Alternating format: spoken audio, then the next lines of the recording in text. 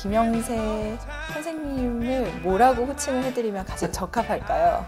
오늘은 그냥 오빠 같아요. 지금까지의 삶은 어떻게 디자인을 해오신 거세요?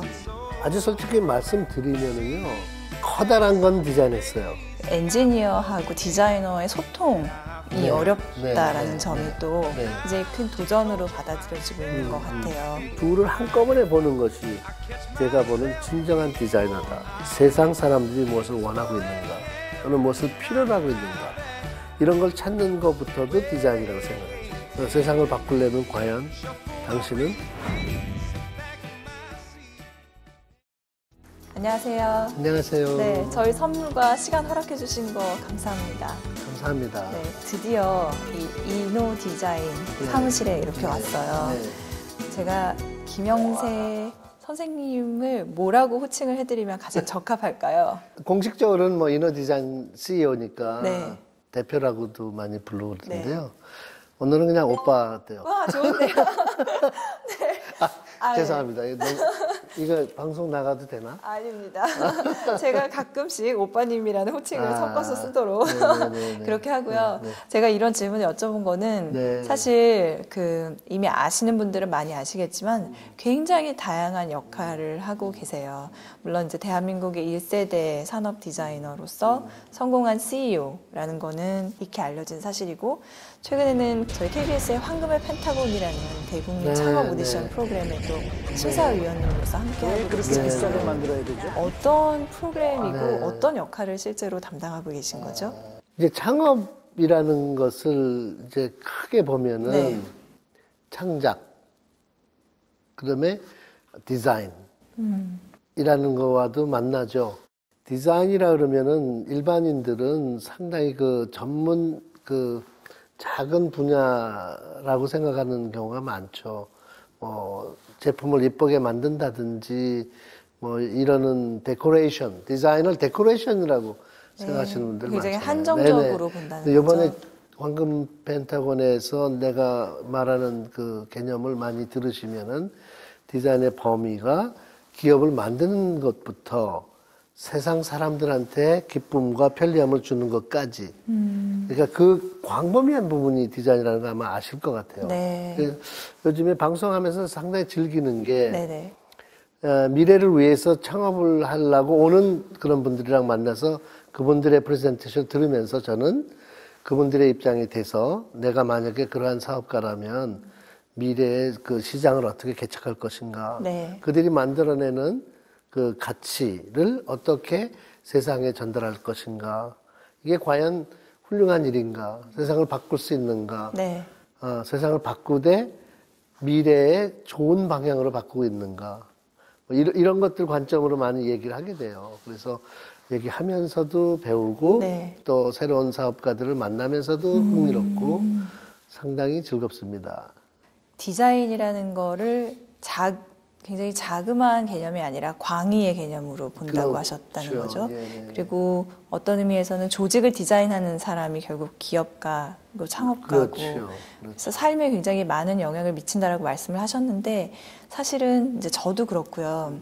어떻게 보면 대표님을 통해서 디자인이라는 거를 다시 보게 된 것 같아요. 처음으로 네. 이노 디자인 사무실에 와서 느낀 것도 그야말로 와. 모든 공간들과 네. 사람들이 일하는 방식 이런 것들이 굉장히 뭔가 다르다 네. 이런 네. 느낌을 네. 받았어요. 네. 대표님의 이런 지금까지의 삶은 어떻게 보면 굉장히 다양한 일들을 하고 계셨고 다양한 일들을 해오셨는데 어떻게 디자인을 해오신 거세요? 아주 솔직히 말씀드리면은요, 이렇게 커다란 건 디자인했어요. 커다란 거는 네. 나의 인생에 대해서 아주 어렸을 때 나는 미래의 디자이너가 되고 싶다. 그거 하나는 내가 인생에 설계를 한 것 같아요. 근데 그 16살 때였었는데 네. 그 후부터 지금까지는 특별히 이렇게 설계하면서 살아온 것 같지는 않아요. 느끼는 대로, 닥치는 대로, 그리고 원하는 대로, 하고 싶은 대로. 그런데 그 하고 싶은 것 중에서는 가장 나한테 이렇게 중요했던 것은 네. 없었던 거를 만들어내는 것. 무에서 유를, 무에서 유를 창조하는 창조하는 것. 그 다음에 세상을 편리하게 하는 것. 내가 뭔가 불편함이 있으면 아이디어를 만들어가지고 그걸 이제 뭔가 상품을 만들던가 해서 네. 나 말고 딴 사람한테도 쓸 수 있게 만들어주는 것. 이러면서 그날 내일을 생각하면서 미래를 생각하면서 해왔고요. 그래서 바로 제가 그 디자인 정신과 기업가 정신이 일치한다라고 생각을 하게 됐어요. 엔트레프레너십이라는 것은 기업을 만들어서 자기가 가지고 있는 탤런트, 재주나 아이디어를 가지고 뭔가를 생산하고 그 생산 결과는 나 아닌 누군가한테 혜택이 가는 이런 것을 만들어내는 것을 이제 엔트레프레너십이라고 기업가 정신이라고 생각을 하거든요. 나는 디자이너로서 이렇게 해온 생활이 창업을 하게 되고 기업을 통해서 뭔가를 만들어서 생산을 하게 되면서 쭉 보면은 바로 기업가 정신과 디자이너 정신은 일치한다. 그런 생각이 됐고요. 핵심은 관심과 호기심인 것 같아요. 커다란 변화를 따라가되 네. 가까운 미래는 내가 먼저 가보고 싶은 그 설레임이랄까 호기심. 그 다음에 이제 그런 체험을 통해서 아 이러면 되는구나 하는 걸 느끼는 게 있죠. 그건 네. 프로세스가 생기는 거죠. 그래서 남들은 스쳐 지나갈 것도 나한테는 굉장히 소중한 게 되죠. 작은 것도 중요한 것이 되죠. 그리고 실제로 만들어서 그 혜택이 다른 사람을 기쁘게 한다고 그러면은 그 자체가 나한테는 에너지가 되고요. 브랜딩을 얘기하시니까 생각났는데요. 누구보다 브랜딩을 잘하신 분이 저는 대표님 자신이라고 생각해요. 그래요? 이노 디자인이라는 그 브랜드도 크지만 김영세라는 그 이름의 브랜드 가치도 어마어마하다고 생각이 네. 되는데요. 대표님께서 정의하는 김영세라는 브랜드는 네. 어떤 건가요? 그러니까 브랜드라는 것은 내가 지금 하고 있는 일인 것 같아요. 누구든지. 네. 근데 이제 말씀하신 대로 하고 있는 일들이 다양하다 보니까 과연 뭐라고 전문 분야가 뭔가라는 게 궁금할 수도 있죠. 그렇죠. 근데 한마디로 말하면은 글쎄 뭐라 그럴까요? 그냥 디자이너죠, 사실은. 내가 하는 일은 디자인이라고 생각하고 있으나 그 앞단에 말씀하신 여러 가지 있잖아요. 뭐 이노베이터적인, 엔터테이너적인 또는 멘토적인 미래를 앞서가는 뭐 등등 창의적인 이게 다 그 속에 녹아 들어가지 않을까요? 그래서 굳이 다른 말을 붙일 필요는 없는 것 같은 그런 그야말로 생각이 디자이너다. 드네요. 네. 처음에 디자인을 확실하게 하겠다라고 결심하셨을 때가 16살 때라고 맞아요. 말씀하셨잖아요. 아주 옛날이죠. 그 당시 우리나라에서 생각하는 디자인의 개념은 또는 소년 김영세가 맞닥뜨린 디자인, 욕심냈던 디자인은 지금 말씀하신 그런 디자인의 개념하고는 너무나 많이 달랐을 것 같아요. 그때 그 소년이 막연하나마 디자인이라는 단어를 만나고선 생각했었던 그 범위는 지금 그 소년이 생각하는 범위와 크게 다르지 않아요. 놀랍게도. 제가 디자이너가 된다는 거에 대해서 정말 가슴 쿵쾅거릴 정도로 감동받았던 이유는 너무나 어렵고 막연했기 때문에 디자이너라는 단어를 받아들일 때 엄청나게 큰 그림을 상상했어요. 디자인이라는 잡지를 처음 만났을 때, 네. 16살 때 네. 잡지를 피면서 거기서 봤던 그런 여러 가지 다양한 상품을 보면서 정말 감동했어요. 이런 것들이 사람의 손에 의해서 창조되는구나. 예컨대 뭐 자동차, 건물, 무슨 상품들, 가구들, 다양한 것을 어렸을 때 못 보던 것을 보면서 이게 정말 꿈 같은 세상에 있구나. 겉장을 보니까 인더스트리얼 디자인이라고 되어 있었기 네. 때문에 이런 분야가 존재하는구나. 그렇다면 나는 이 일을 평생 하겠다. 이 일을 하고 싶다. 라고 단정 졌을 때 나의 디자인이라는 그 단어는 굉장히 커다란 단어였어요. 그걸 지금 왜 그렇게 회상하냐 하면 만약에 그 디자인이라는 단어가 굉장히 제한적이었다면 아마 덮고 나가서 놀았을 거예요. 친구들이랑. 한참 동안 앉아서 이렇게 뭔가를 깊이 생각하지 못했을 거예요. 근데 그날 그 어렸을 때 그걸 보고서는 깜짝 놀랐어. 그야말로 가슴 쿵쾅거리게 뛰는 것을 느끼면서 상상에 빠졌죠. 내가 만약에 나중에 이런 공부를 하고 이런 디자이너가 사람이 되어서. 되면 이렇게 많은 일을 할 수 있겠다. 그러니까 휙 지나가는 잠시의 생각에 자동차, 건물, 무슨 가구, 상품 등등이 신나게 벌어지는 거예요. 그러니까 그때 디자인이라는 단어는 아마도 한국에서는 디자인, 그럼 패션 디자이너가 제일 먼저 떠올랐을 것 같아요. 네. 근데 그런 개념은 아니었어요. 새로운 뭐를, 미래를 발견한 것 같은. 제가 그 책을 안 만났으면 지금 다른 일을 하고 있을지도 모르죠.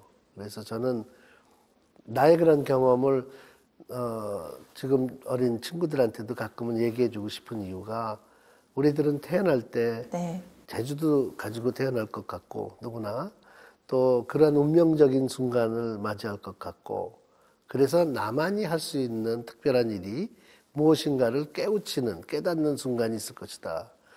그리고 왠지 성공한 사람들, 뭐 주위 사람들 많이 만나보면 16살 때 이야기를 가끔 해요.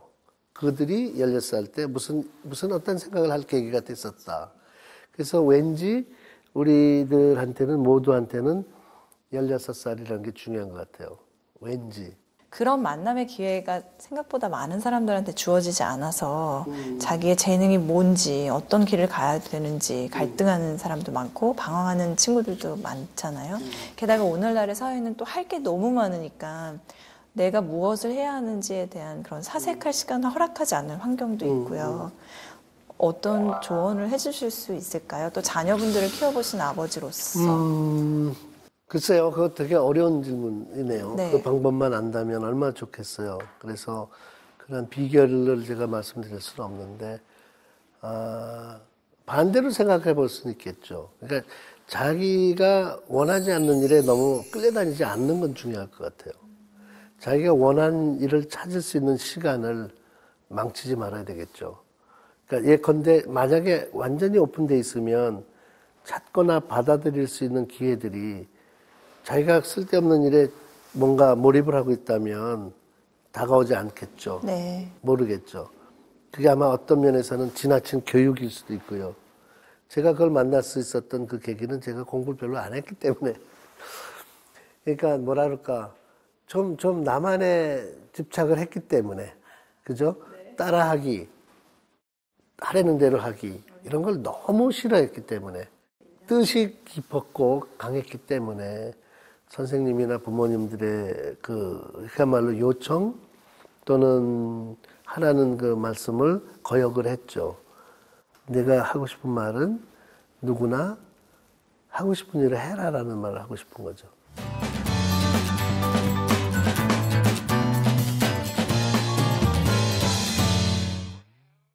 근데 최근에 화두 중에 하나는 이제 또 제품 디자인과 관련해서 엔지니어하고 디자이너의 소통이 네, 어렵다라는 네, 점이 네, 또 네. 이제 큰 도전으로 받아들여지고 있는 것 같아요. 근데 실제로 공학도라고 생각되어지는 사람들 가운데서는 자신은 공학도가 아니라 디자이너라고 많이 또 있을 자랑스럽게 거예요. 얘기하는 네. 사람들도 많고요. 네, 네. 그런데 또 기술을 직접 다루는 사람인 경우에는 이게 기술로 구현하기 어려운 디자인에 굉장히 그 좌절감이라든지 절망감을 느끼는 경우도 보게 되거든요. 사실은 어느 날 문득 깨달았는데, 기술자도 디자이너고 또 뭐 산업 디자이너라고 얘기하는 그 새로운 아이디어를 만드는 사람도 디자이너라고 얘기하죠. 근데 기술자의 디자인의 방식은 산업 디자이너의 디자인의 방식과 조금 다른 거죠. 그러니까 이제 저 같은 경우에는 시장 속에서 무엇을 찾고 있는가를 찾는 일부터 시작을 하거든요. 그러니까 이제 세상 사람들이 무엇을 원하고 있는가, 또는 무엇을 필요로 하고 있는가, 이런 걸 찾는 것부터도 디자인이라고 생각하죠. 네. 그러니까 그림을 그리기 이전에 관찰, 생각, 상상, 이게 다 디자인이죠. 그래서 그 과정에 나온 것을 이제 상품화 현실을 하려면 디자이너 혼자 되는 게 아니라 기술자와 같이 만나서 그 결과를 이제 상품으로 만들어내죠. 그래서 사실은 시작점은 조금 다른 것 같지만은 어떤 주어진 문제를 해결하는 것은 디자이너든 엔지니어든 똑같은 과정을 거치고 역할을 하는 것 같아요. 근데 그 둘을 한꺼번에 보는 것이 제가 보는 진정한 디자이너다. 그러니까 이제 일반적인 그 새로운 컨셉을 찾아내는 디자인도 중요하고 기술적으로 그 문제를 해결하는 디자인도 중요하다. 그래서 두 가지를 전체로 디자이너를 보는 사람들도 있다는 거죠. 네. 예를 들면 스티브 잡스 같은 사람이 내가 보기에는 그중에 상당히 훌륭한 사람 중에 하나였다고 보거든요. 그 사람은 자기 자신을 디자이너라고 얘기하지 않지만 그 사람이 해놓은 프로세스를 가만히 보면 제가 생각하는 그 디자인과 굉장히 일치하는 것 같아요. 세상을 보고 누군가 뭔가 필요한가를 찾아내고 거기에 맞는 기술을 찾아서 완성된 상품을 사람들로 하여금 쓰고 편리하고 행복하게 만들어주는 일. 그 전체를 저는 디자인이라고 보는 거죠. 그러면 어떻게 생각해 보면 이제 대표님께서 공학을 전공을 하시고 네. 부모님의 바람처럼 거기에 디자인이라는 거를 또 어떤 과외처럼 공부를 하셨을 수도 있을 텐데 그게 아니고 난 디자인 이렇게 하셨는데요. 아까 말씀하신 게 굉장히 재밌는데요. 만약에 제가 부모님이 원하시는 대로 공학도가 됐다면 네. 지금의 디자인과 다른 일을 했을까 같은 일을 했을까 이런 네. 네, 질문이 맞습니다. 재밌는데요. 아마도 만약에 공학도가 됐으면 그 공학도 그러니까 그 엔지니어의 그 역할을 하고 있을 것 같아요.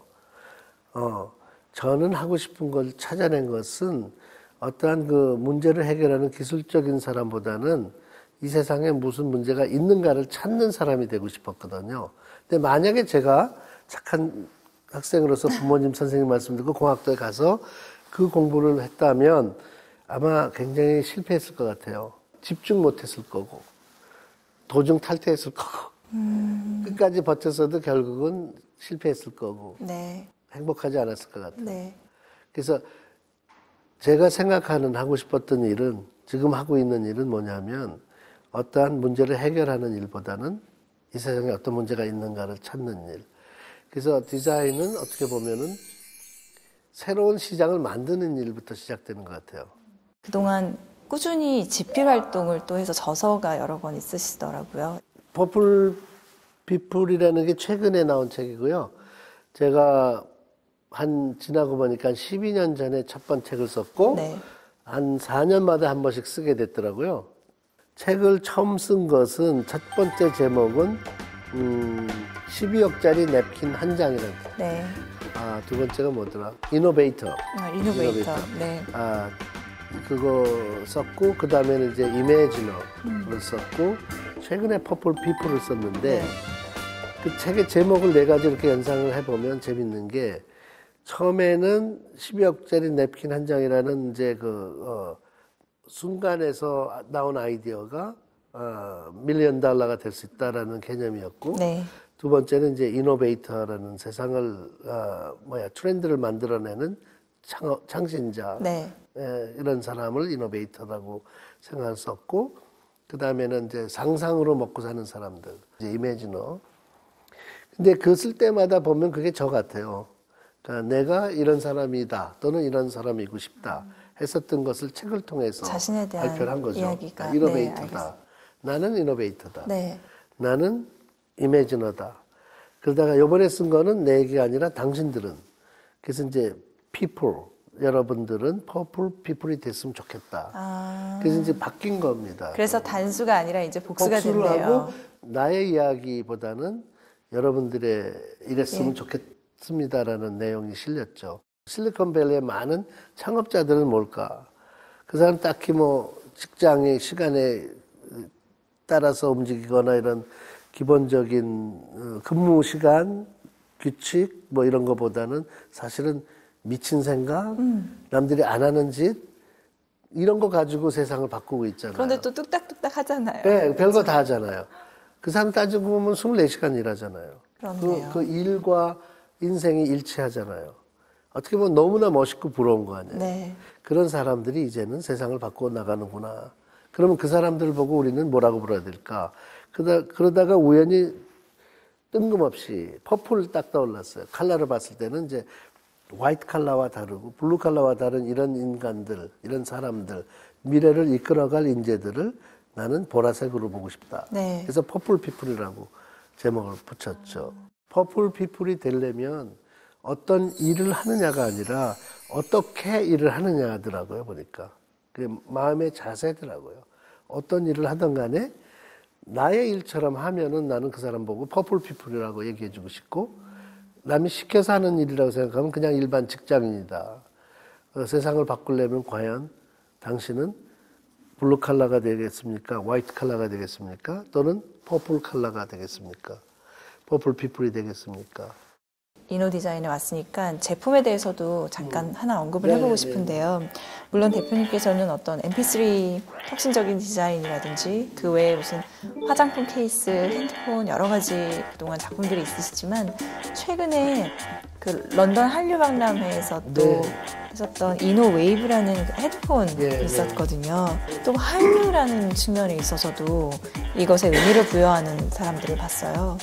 네, 한류 디자인하고의 연관성도 혹시 좀 설명해 주실 수 있으신지요? 이게 지금 말씀하시는 제품인 것 같은데,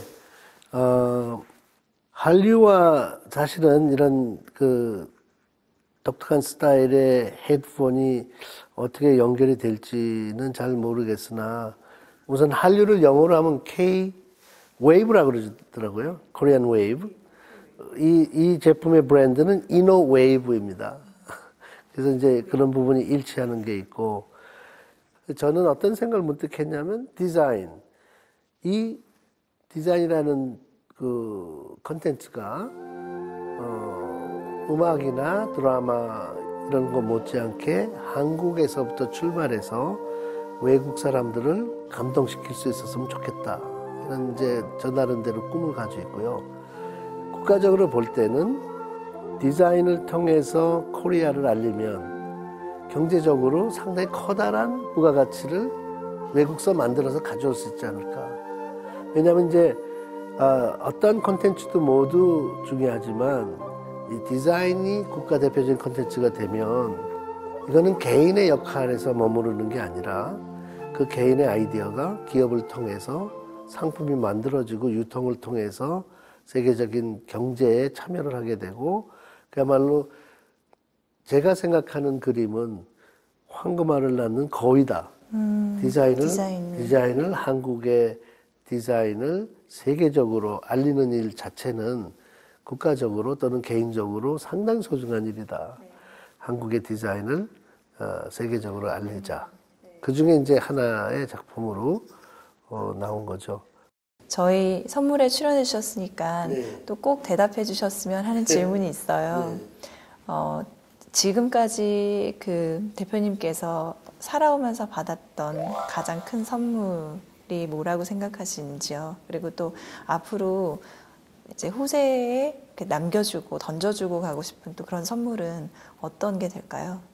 앞단에도 말씀을 나눴지만은 16살 때 친구들이랑 친구네 집에서 장난하고 있다가 나도 모르게 실증 나고 그래서 친구들이랑 놀던 데서 빠져나와서 그 집에 2층에 서재에 혼자 올라가서 그야말로 수천 권이 있는 그런 집이었고 그런 서재였었는데 그 중에 첫 번째로 그냥 뽑아둔 책이 표본이 그 속에 나의 꿈이 담겨 있었다. 그래서 돌이켜 보면은 그날 그 책을 누군가 주신 것 같아요. 그래서 그게 선물 1. 네. 그 다음에 선물은 이노라는 브랜드. 나의 미래의 회사 이름은 무엇일까? 라는 생각을 하는 순간 불과 몇 분 내에 떠오른 단어가 INNO였어요. 그래서 그것은 운명적이었던 것 같아요. 그래서 그 브랜드는 나한테 돌아온 선물이고 내가 드리고 싶은 선물은 그 브랜드로 세상 사람들을 기쁘게 해줘야 되겠다. 그래서 이노 브랜드의 전략을 저희는 세상 사람들을 위한 브랜드. 그러니까 이렇게 모든 사람들을 위한 디자인을 만드는 것. 그게 이제 이노 디자인의 미래고 네. 그런 생각을 할 수 있게 되었던 여러 가지 우연한 기회들, 어떻게 돌이켜보면 필연적이었던 순간들, 이런 것들이야말로 내가 얻은 커다란 선물이 아니었던가 그런 생각이 드네요. 앞으로 그런 선물을 주시고 네. 또 저희들이 퍼플 피플로서 그런 선물을 받게 되기를 기대해 보겠습니다. 앞으로 더 건승하시기를 바랄게요. 네. 네, 오늘 고맙습니다. 감사합니다. 네, 감사합니다.